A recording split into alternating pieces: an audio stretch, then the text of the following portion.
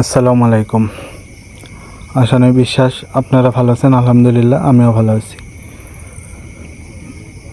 তো আপনারা যারা বাংলাদেশে আছেন অনেকেই জানতে ইচ্ছুক যে মালয়েশিয়া পাম অয়েল ফ্যাক্টরি কীরকম হয় বা কিভাবে তেল তৈরি করে। এই যে এটা আমাদের পাম অয়েল ফ্যাক্টরি, তেলের ফ্যাক্টরি। এই যে এটা হচ্ছে আমাদের ফ্যাক্টরির মেন গেট। সামনে দেখুন সিকিউরিটি গার্ড, এখান দিয়ে কর্মচারী, ট্রাক, লরি সব যাওয়া আসা করে। আর সিকিউরিটি গার্ড ওরা চেক করে সবাইকে, সব গাড়ি চেক করে তারপরে ভেতরে প্রবেশ করাই।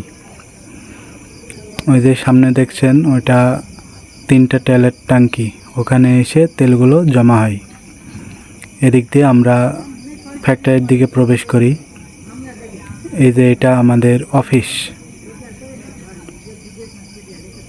সামনে দেখছেন একটা লরি ওজন করা হচ্ছে। আর ওই রাস্তা দিয়ে আমাদের যাওয়া নিষেধ। যে জেব্রা ক্রসিং আছে এদিক দিয়ে আমাদের ফ্যাক্টরির দিকে প্রবেশ করার লাগে। এই যে লরি এখানে ওজন করা হচ্ছে।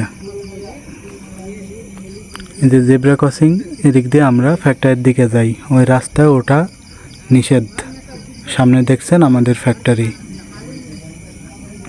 তো বন্ধুরা, পরের ভিডিওতে আপনাদের ফ্যাক্টরির ভিতরের অংশ দেখাবো। তার জন্য সেটুকু সময় ভালো থাকুন, সুস্থ থাকুন। আল্লাহ হাফেজ। আর আমার এই ভিডিও লাইক শেয়ার করে পাশে থাকুন। ধন্যবাদ।